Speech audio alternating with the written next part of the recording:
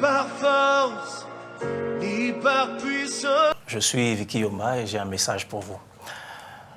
Je voudrais vous partager en quelques minutes mon témoignage personnel et je pense que cela va vous édifier. Si vous avez eu l'opportunité de me rencontrer avant le 3 octobre 2008, sachez que vous avez rencontré une toute autre personne. Parce qu'à partir de cette date, je suis devenu une créature nouvelle, beaucoup de choses ont changé, tout a changé carrément. Mon histoire commence au niveau de la famille. Une enfance assez difficile, des conditions familiales bizarres, divorce. Au niveau de la famille, partagé dans toutes sortes de choses. J'étais principalement ce genre de jeune accro aux études. Alors forcément, je n'ai pas vraiment été avec les femmes ou la boisson ou à gauche. J'ai pris 2 fois comme ça la bière avec des amis au collège, mais ce n'était pas vraiment mon style. J'étais plus le genre de jeune focalisé aux études, complètement philosophique, cartésien, réfléchissant de manière correcte. Je me rappelle qu'une fois même dans mon enfance, j'ai posé la question à mes frères, une fois en se voyant un film à la télé, est-ce que Dieu existe vraiment? Et s'il existait, où sont les preuves de son existence? J'étais convaincu qu'en vivant bien, en étant en respectant toutes les règles que la société imposait, que j'étais une bonne personne et que Dieu même allait voir que ça allait. Et je me trompais largement, parce que ma propre justice ne pouvait pas me sauver. Et jusqu'à cette date du 3 octobre, cette date, je ne pourrai jamais l'oublier. Parce qu'à cette date, une seule question a traversé mon esprit. Si tu mourais aujourd'hui, où irais-tu? Cette question avait commencé à me tourmenter l'esprit bien avant, quelques jours, quelques mois en avant.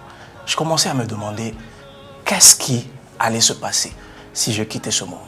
Parce que, comme je l'ai dit, j'étais tellement tourné vers mes études que je me rappelle qu'en 6e des humanités, en préparant les examens d'État, l'équivalent du baccalauréat, j'étais tellement décidé à être lauréat de toute la République que j'ai étudié comme un malade.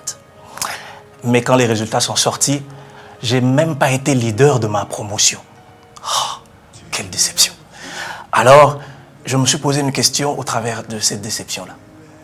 Si ce sur quoi je m'appuyais, mon intelligence et mes efforts personnels pour me sentir important, pouvait ne pas être l'assurance de la vie, sur quoi est-ce que ma destinée se basait-elle? Est-ce que je devais m'appuyer sur ce que je suis ou sur ce qu'un Dieu que je ne voyais pas pouvait faire sur moi? Et ce jour-là, je l'ai reçu dans mon cœur. J'ai fait une simple prière et ma vie a été totalement bouleversée. L'une des premières choses qui a changé, c'est la paix dans mon cœur. Ouf!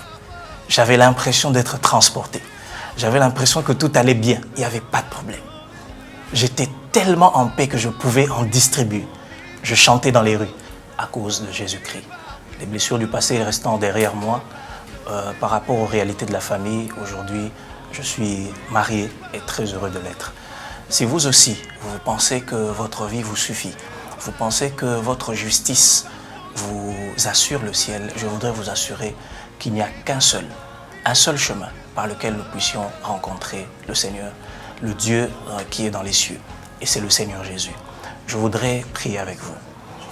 Seigneur, je te bénis pour celui qui me suit. Je prie afin que ta grâce soit sur tous ceux qui entendent ce message et qu'au travers de ce témoignage, tu touches les cœurs et qu'un jeune réalise que sa jeunesse est pour toi.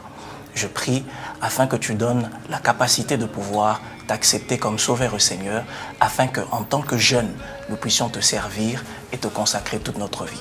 Au nom de Jésus. Amen. Que Dieu vous bénisse.